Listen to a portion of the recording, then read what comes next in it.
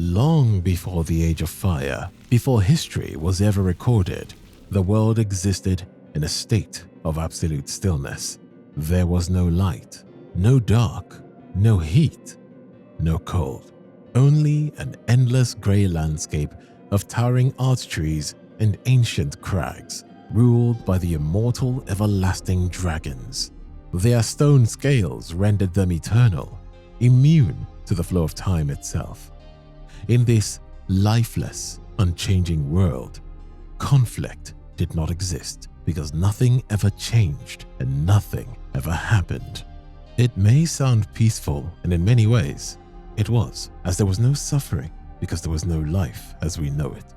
No ambition, no desire, no fear, and no death. But there was also no growth, no change, and no future.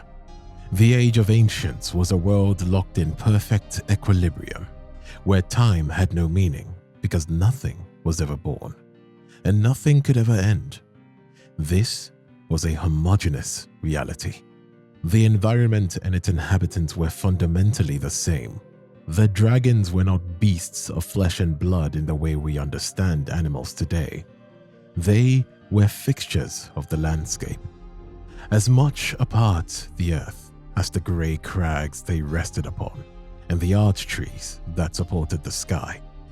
Their stone scales granted them true immortality because they existed outside the concept of mortality entirely.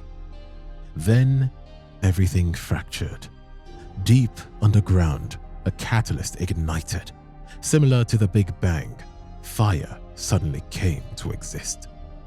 The first flame erupted beneath the surface of the world, and its arrival shattered the eternal monotony of the world.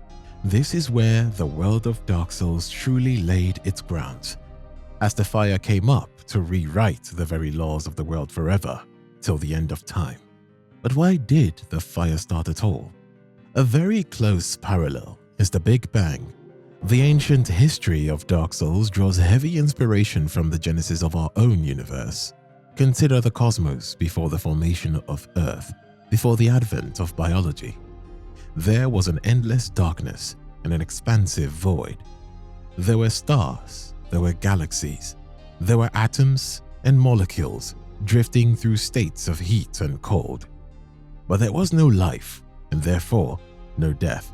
It was a rather raw universe, simply occupying space.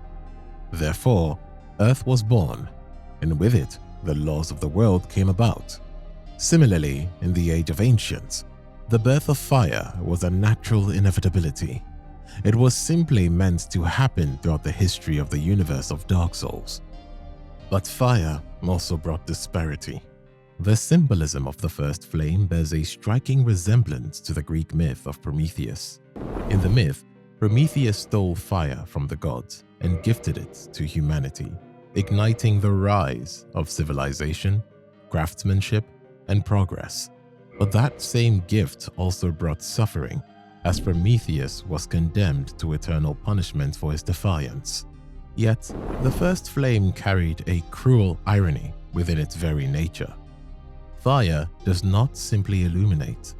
Every flame, no matter how brilliant, demands fuel to sustain itself, and sooner or later, that fuel runs dry. The first flame was no different. The very force that brought life into the world also gave rise to death. The same flame that ended eternal stagnation ensured that nothing would remain eternal again. Every kingdom would one day crumble. Every god would eventually fade. Every age would eventually come to an end. From the moment the first flame was born, so too was the certainty that it would one day die. It was, in essence, a ticking clock counting down to the end of an age. But the first flame did not merely reshape the world. It also gave birth to something far more extraordinary. Within its depths lay immense concentrations of power, known as the Lord Souls. Drawn by the light of the flame, beings that once wandered the grey world emerged from the darkness and claimed these souls for themselves. Among them was Gwyn, who inherited the soul of light and would become the Lord of Sunlight. The Witch of Izalith claimed a soul of life. Gravelord Nito, the first of the dead, found the soul of death, while the furtive pygmy, so easily forgotten, claimed the dark soul. These four souls would become the foundation of the new world. Their bearers would rise from obscurity to become gods, wielding powers beyond imagination and shaping the fate of the Age of Fire. As a Souls fan myself, I always wondered why the furtive pygmy was so easily forgotten. The opening cinematic introduces it with a single, unforgettable line. The furtive pygmy, so easily forgotten. Unlike Gwyn, the Witch of Izalith, or Gravelord Nito, the pygmy is never shown wielding his power, nor is he remembered through towering monuments or legendary deeds. Instead, his story begins with a choice that would shape the fate of the entire world. Rather than keeping the dark soul for himself, the pygmy did something none of the other lords ever considered. He divided it, breaking the dark soul into countless tiny fragments. He shared its power among those who would become humanity. These fragments came to be known as humanity. In doing so, the pygmy gave up the very thing that made him unique. His legacy was never meant to exist with a single ruler or a mighty kingdom. Instead, it would live on inside every human being. And perhaps that's why he is so easily forgotten. While the other lords concentrated their power, the pygmy scattered his across an entire race. His name faded into obscurity, but his soul endured, which carried humanity itself within it. It is a mystery that Dark Souls deliberately leaves unanswered. Was the pygmy forgotten because he chose anonymity? Or because someone wanted the world to forget him? The games never give us a definitive answer, but as the story unfolds, that question is gradually answered as someone greatly foreshadows him. That someone was Gwyn, the Lord of Sunlight. While the pygmy was quietly distributing the dark soul in the shadows, Gwyn was looking upward. The newly awakened lords possessed unimaginable power, but the surface of the world was still claimed by the everlasting dragons. The dragons represented the old unchanging world. The lords represented the new world of disparity.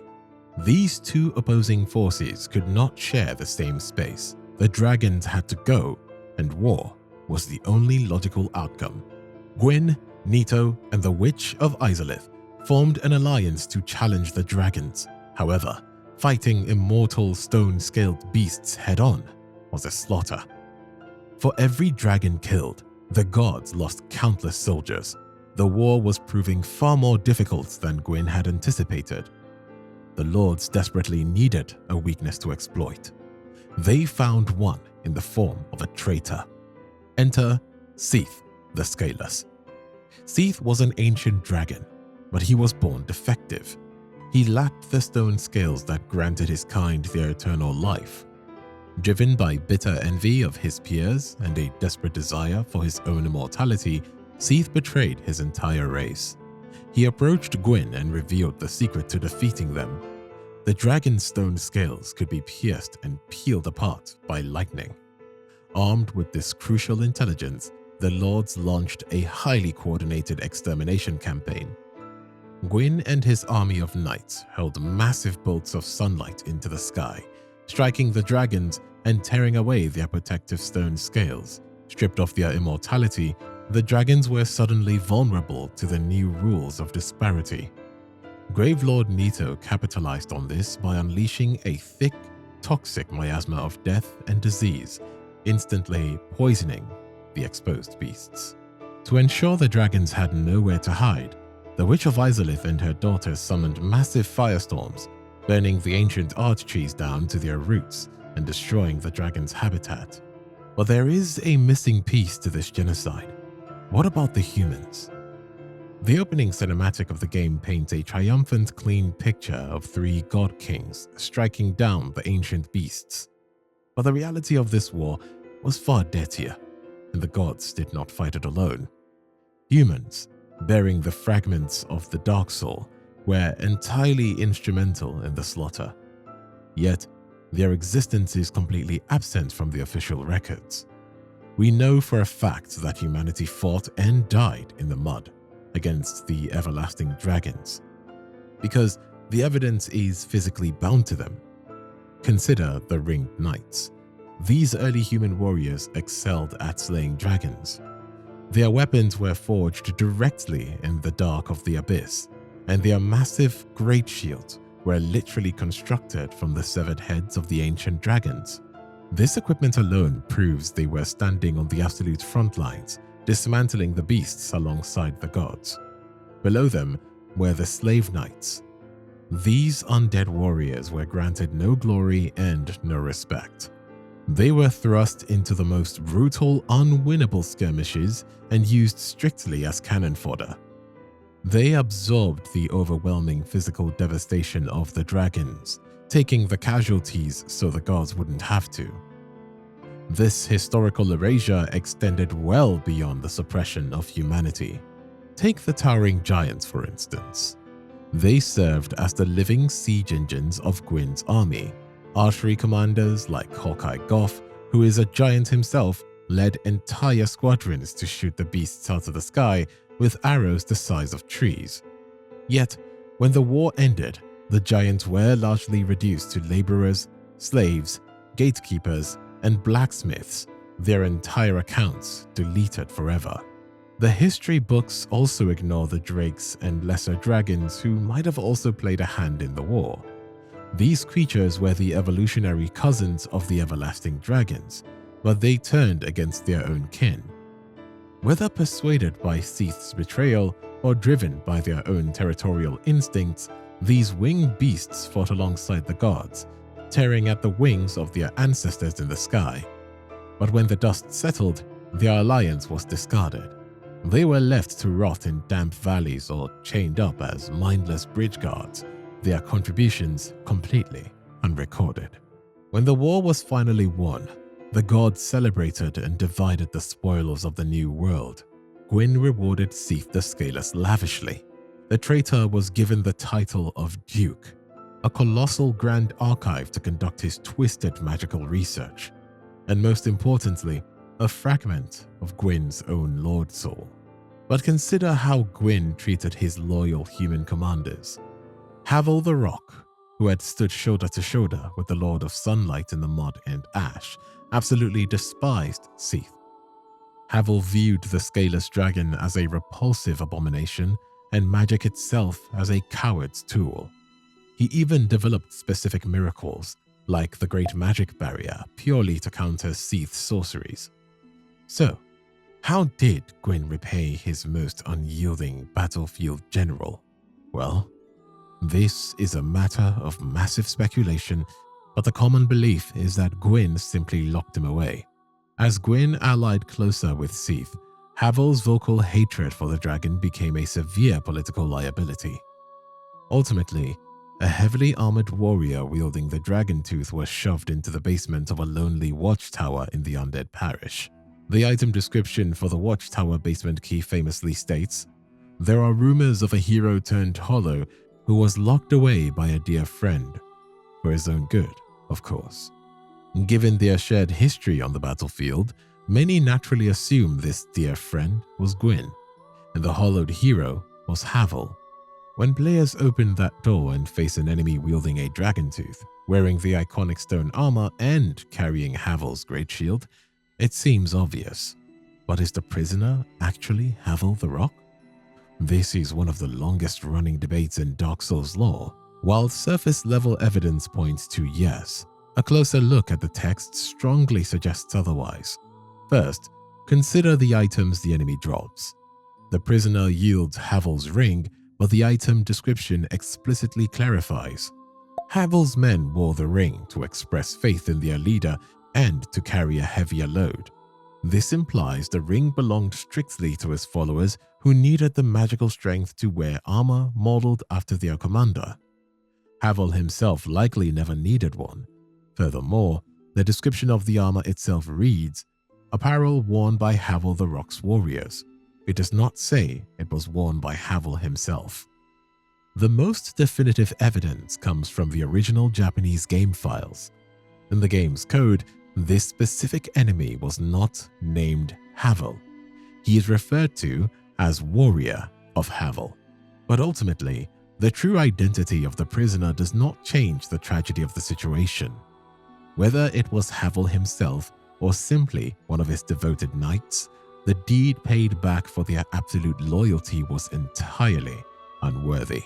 With the everlasting dragons eradicated and the canvas wiped clean, the grey fog finally lifted. For the very first time in history, a true sun rose in the sky. This marked the dawn of the Age of Fire. It was a golden era of unprecedented prosperity, warmth, and creation. Gwyn, having claimed the ultimate victory, transitioned from a battlefield commander to a king. To cement his reign, he constructed Anor Londo, the city of the gods. Built atop the highest peaks, Anor Londo was breathtaking. The city was meticulously designed to be grand and imposing, with towering cathedrals, massive white marble pillars, and sweeping archways. It served as the seat of divine power, a place where the gods could live in absolute luxury, looking down upon the rest of the world. During this time, Gwyn established a vast and structured pantheon. He acted as the ultimate patriarch, sharing his power and delegating authority to maintain perfect order. He had already granted a fragment of his soul to Seath the Scaleless, but he also recognized the potential in humanity. He gifted another fragment of his soul to the four kings, the human leaders of a deeply prosperous and cultured city known as New Londo, rewarding their foresight and leadership. To enforce his laws and protect his golden empire, Gwyn formed an elite inner circle, the Four Knights of Gwyn.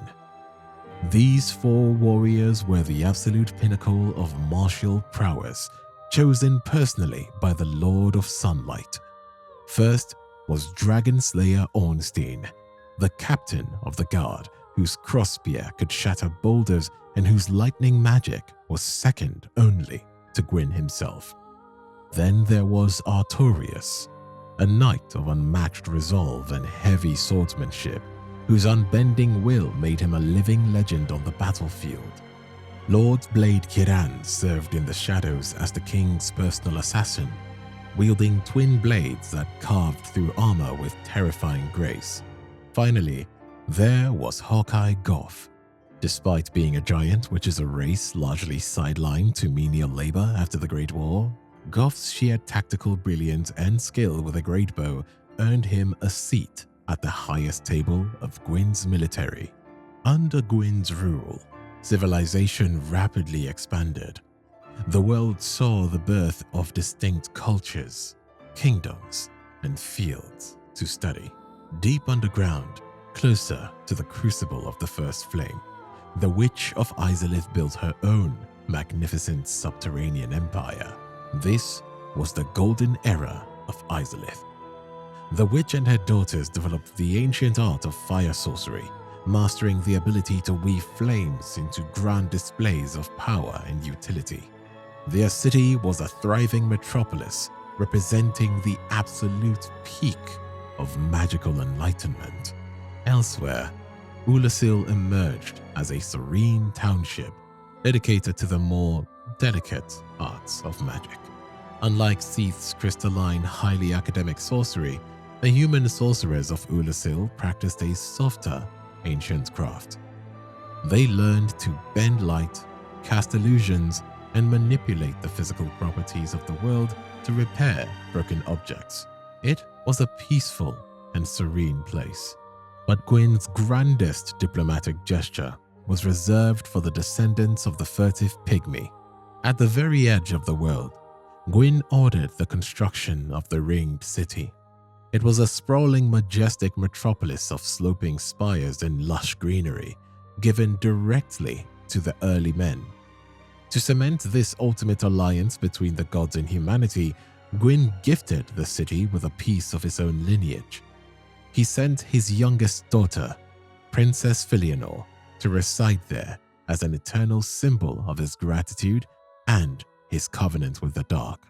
To ensure his influence stretches to the furthest corners of all these new lands, the gods established the Way of White, led by All-Father Lloyd, who was recognized as Gwyn's uncle. This dominant religion taught humans to revere the First Flame and worship the pantheon of Anor Londo. It turned out to be a highly effective system of devotion. For a long time, the system worked flawlessly.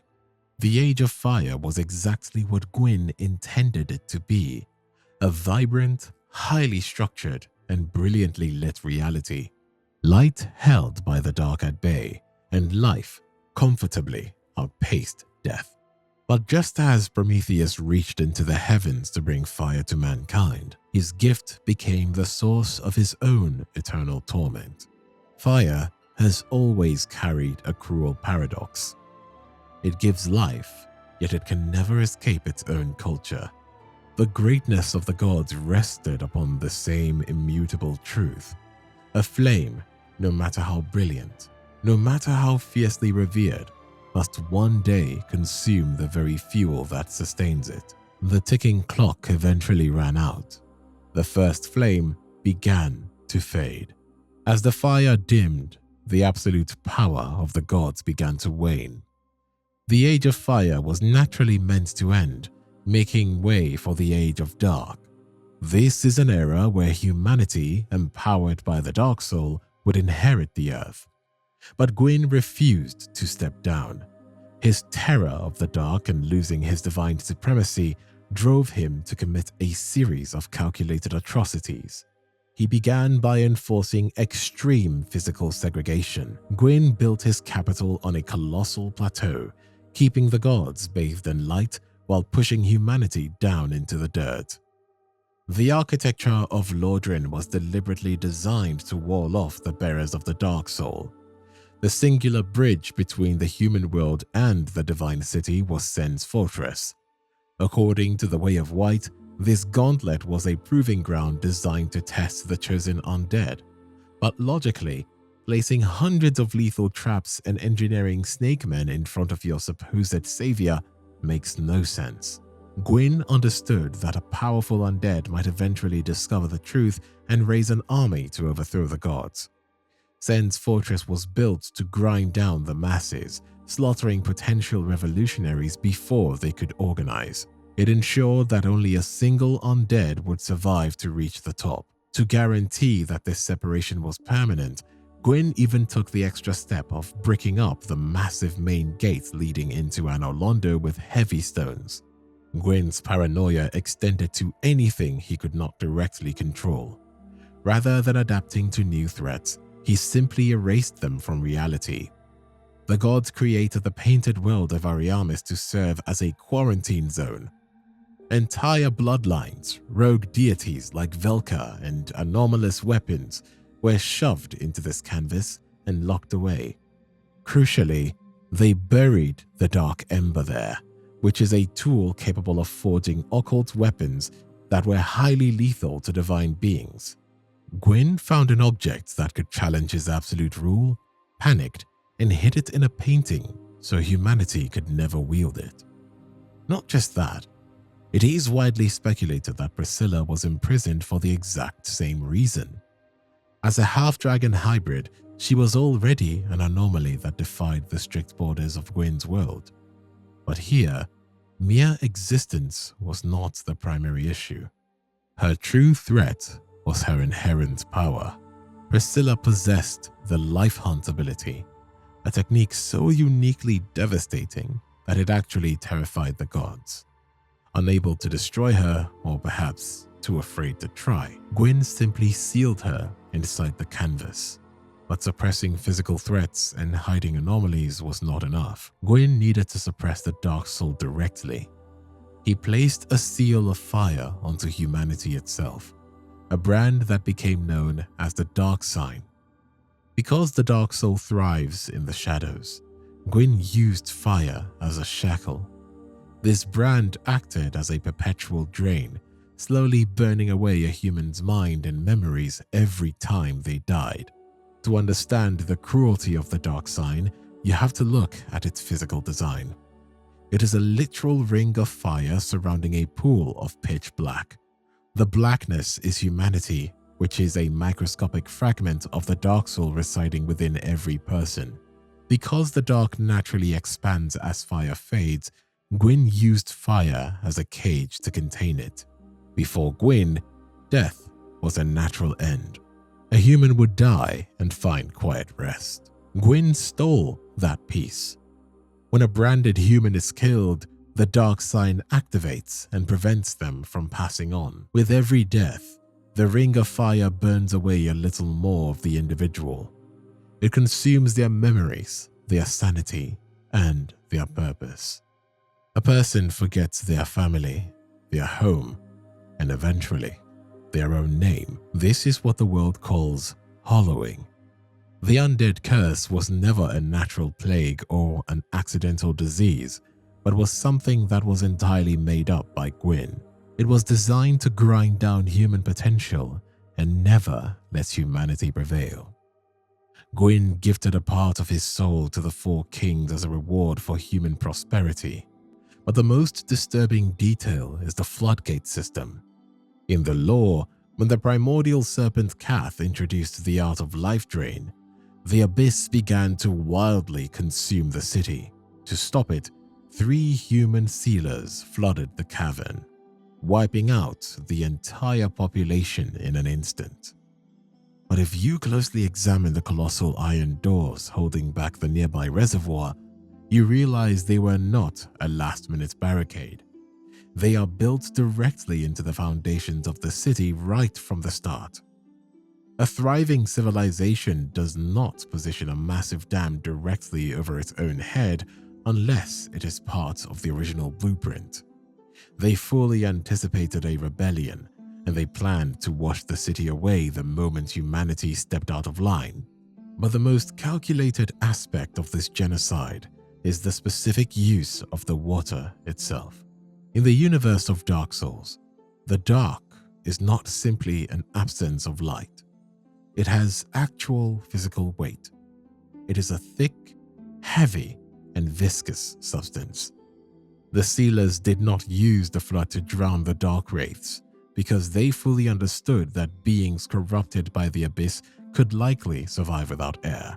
They used the water to create immense physical pressure. The flood acted as a hydraulic press, pinning the heavy, stagnant abyss down at the absolute bottom of the cavern so it could never rise to the surface. Yet, Gwyn's final atrocity remains his greatest crime. When all other options failed, Gwyn retreated to the kiln of the First Flame. This area was constructed deep underground and surrounded by massive walls, a barrier deliberately built to contain the catastrophic explosion linking the fire. Gwyn linked the fire and therefore artificially extended the Age of Fire for hundreds of years. But it came at an absolute cost. Gwyn shattered the fundamental laws of reality. By forcing the flame to burn past its natural lifespan, he interrupted the flow of time and space. The world was denied its right to die and be reborn. But Gwyn was not a permanent solution. Even the mighty Lord Soul of Sunlight was finite. After centuries of burning, Gwyn's soul was reduced to cinders, and the First Flame inevitably began to fade once more. The gods who remained in Anor Londo were terrified, their patriarch locked in the kiln. Their power was waning, and the dark was encroaching again. They needed a new source of fuel to keep their golden age alive, but there were no more Lord Souls waiting to throw themselves into the fire. So they turned to the very race they had enslaved. Utilizing the Way of White, the gods manufactured a grand narrative. They created the prophecy of the chosen undead. The prophecy stated that a great undead champion would arise, journey to the land of ancient lords, ring the bells of awakening, and succeed Lord Gwyn to banish the undead curse. And this is the greatest scam ever in the lore of Dark Souls. The prophecy was designed to give false hope to branded humans. grooming the strongest among them to fight through, harvest powerful souls, and voluntarily walk into the kiln of the first flame. The game begins exactly here, inside a cell in the northern undead asylum, an isolated prison at the edge of the world. This is where the Way of White quietly deports anyone branded with the dark sign, leaving them to go hollow. Yet, the lie of the prophecy is delivered directly through the ceiling. A dying knight named Oscar of Astora drops a corpse holding a key into your cell. When you find him moments later, he recites an old family saying about an undead who will leave the asylum and ring the bells of awakening. Oscar is the perfect victim of Gwyn's propaganda. He believed the lie with absolute conviction, traveled to fulfill his destiny, and was brutally killed before he even started. He passes the burden to you, and the race to the first flame begins. When you escape the asylum and arrive in Lordran, that is where the true nature of this prophecy begins to reveal itself. Every enemy you kill, every boss you encounter, and every humanity you consume makes you stronger. But you are not growing stronger to rule. You are growing stronger to become better fuel. The gods designed this path to ensure that whoever reaches the end is carrying enough concentrated soul power to successfully reignite the first flame. This ensures that you have enough power to link the first flame, and the souls you attained in your entire journey is the fuel which is going to last for many centuries. To keep the first flame burning, the gods needed an ocean of fuel. A few stragglers would not be enough, so they cast a massive net. As the undead curse spread through the human kingdoms of Astora, Vinheim, Katarina, and Karim, the church pushed a very specific narrative, that traveling to Lordran was a holy pilgrimage. Lordran became a magnet. Thousands of knights, clerics, and adventurers threw themselves at the closed gates of the kingdom. Look at Solaire of Astora. He is the ultimate triumph of divine propaganda. Solaire is cheerful, exceptionally strong, and deeply devoted to the Lord of Sunlight. He willingly embraces the undead curse, just so he could travel to Lordran and find his own son. He represents the perfect willing martyr, but Solaire's blind devotion drags him down into the subterranean hell of Lost Izalith. Stripped of his illusions and trapped in the dark, his mind finally breaks. He finds a glowing parasitic bug, forces it onto his head to act as a fake son, and dies as a raving lunatic. If you want to see the pure malice of the Way of White, look at Rhea of Thorolund. She is a high-born maiden of the church, sent on a holy mission to the pitch-black catacombs to retrieve the rite of kindling. It is framed as a sacred duty, but it is actually a death trap. The church intentionally sends their own faithful into a meat grinder. Her senior escort, Petrus, is a coward who immediately abandons her at the first sign of danger. Her bodyguards are driven mad in the dark, leaving her weeping quietly on a tomb floor. Even if you intervene and save her life, the church does not welcome her back. They arrange for her to be kidnapped, shipped to the Duke's archives, and locked in a cell so Seth the Scaleless can use her in his twisted crystal experiments. Then there is Siegmeyer of Katarina, whose story exposes the cruel mechanics of the curse itself. To avoid hollowing, an undead must maintain an unbreakable sense of purpose. Siegmeyer's purpose is his pride as a knight. He wants to overcome obstacles through his own strength. But Lordran is explicitly designed to break you. Every time Siegmeyer encounters a locked gate or a terrible monster, you step in to help him. You clear the path. You save his life. And with every rescue, you chip away at his pride. By solving his problems, you slowly destroy his reason to live. His daughter eventually finds him on the white sands of Ash Lake, completely hollowed and hostile. In Gwyn's world, even the simple, decent act of helping a friend is slaughter. If it was not for the undead curse, Siegmeyer would not have lost his mind, and hence he could have lived. This just shows that even though Gwyn sacrificed himself, it was no match for the countless lives of the humans whom he took during his artificial extension of the Age of Fire. Even the intellectuals are ground to dust. Big Hat Logan, a legendary sorcerer from Vinheim, travels to Lordran seeking the absolute truth of Seath's archives. He is brilliant and completely detached from the religious fanaticism of the Way of White. Yet, the pursuit for knowledge in a world like Lordran is just another trap. When he finally uncovers the depths of Seath's research, the sheer horror and scale of the god's magic shatters his sanity. He turns hostile in the very library he sought to understand.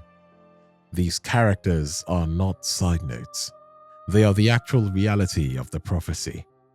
For every one person who reaches the kiln of the first flame, millions of others are left rotting in cells, weeping in tombs, or staring blankly at stone walls. And we were the one in the millions who traveled across the world to Lordran to link the flame. The first directive is given casually by a broken man at Firelink Shrine. Ring the 2 bells of awakening. One is placed high in the undead parish, guarded by gargoyles. The other is buried deep in the poisonous, collapsing slums of Blighttown, guarded by a mutated witch. To reach the first bell, you must climb through the undead burg. If you survive the burg, you reach the undead parish and climb to the roof of the church. Here, you are confronted by the bell gargoyles. The encounter begins as a deception. You step onto the slanted terracotta tiles, and a single stone statue sheds its petrified skin. The beast charges with a massive halberd, presenting what feels like a grueling but standard duel. However, the moment you reduce its health to half, the true nature of the trial is revealed. A second gargoyle descends from the bell tower, blanketing the narrow roof in sweeping arcs of fire. They are divine constructs, specifically placed and animated by the gods to guard the bell.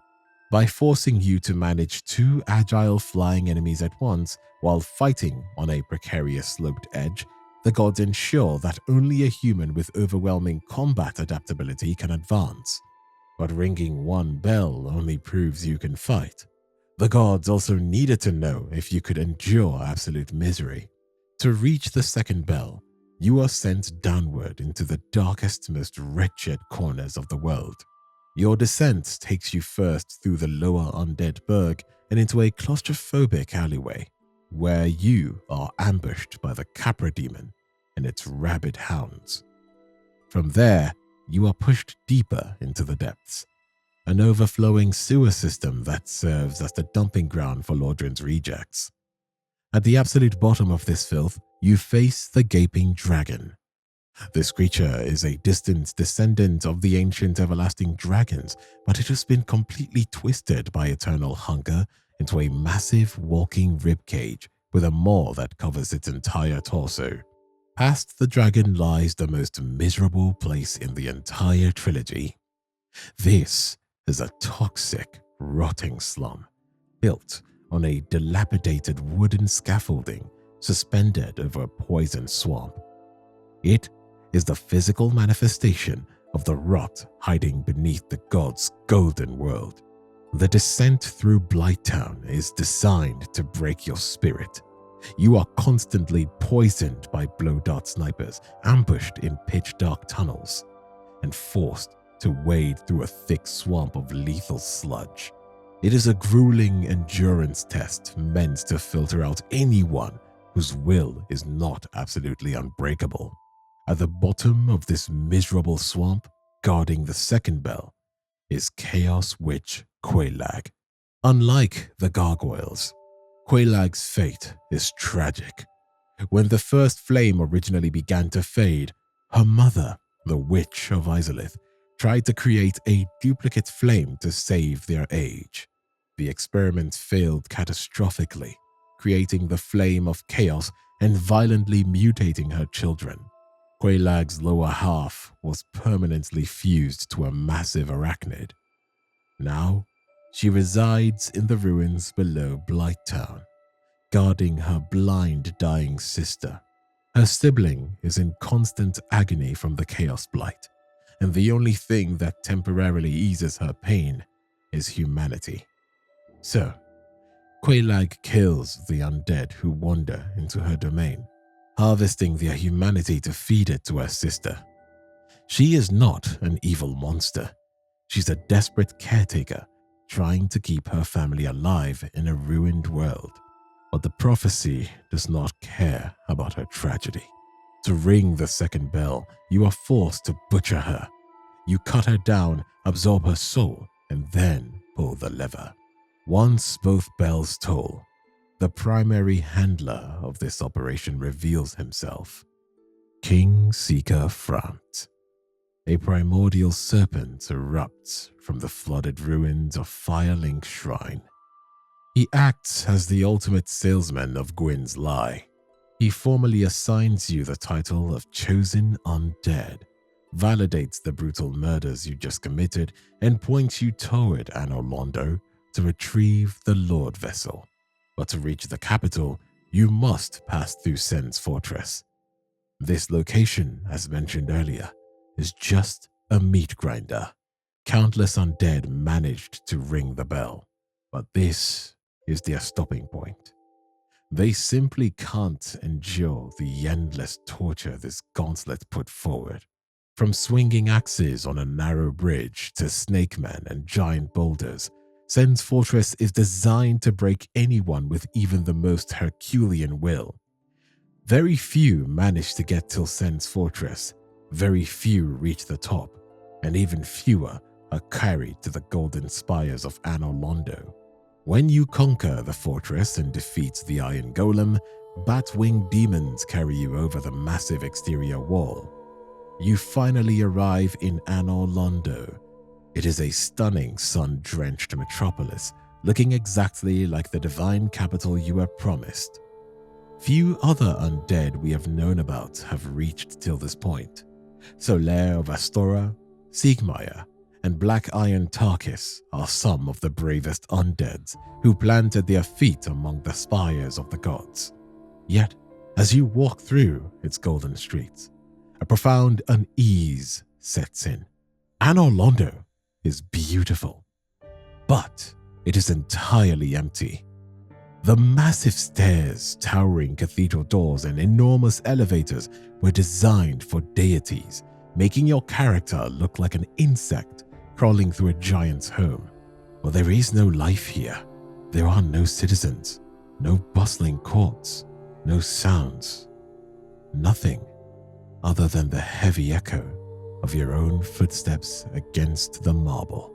When the first flame began to fade, the gods panicked and fled, abandoning their crown jewels centuries ago. The brilliant sun in the sky, the giant sentinels guarding the halls, and the warm golden light are all a fabrication. The only deity left behind is Gwendolyn, Gwyn's youngest son, who hides in a dark tomb beneath the city. Using his mastery of moonlight and magic, Gwendolyn projects a city-wide illusion to mask the cold, dark reality. To protect this grand lie, Gwendolyn maintains two final brutal gatekeepers at the peak of the central cathedral, Dragonslayer Ornstein and Executioner Smo. This fight is the absolute pinnacle of Dark Souls. Everything you have worked up towards leads to this point. The fight is also perfectly engineered. Both the bosses have contrasting fighting styles. Ornstein attacks with relentless lightning-fast precision to keep you panicked, while Smo uses his massive Vulcan hammer to crush you the moment you lose spatial awareness. These guys demand flawless execution. When you finally strike them down, you are granted an audience with the illusion of Guinevere. She hands you the Lord Vessel and blesses your holy mission. If you ever strike the princess, the truth violently snaps into place. Guinevere vanishes into white smoke. The brilliant sun disappears from the sky, plunging Anor Londo into eternal twilight. But the prophecy does not care if the gods are real or fake. The requirement for this journey remains identical. The Lord vessel is an empty container, and it demands the souls of the old lords to open the final door. From this moment, the holy pilgrimage drops its disguise.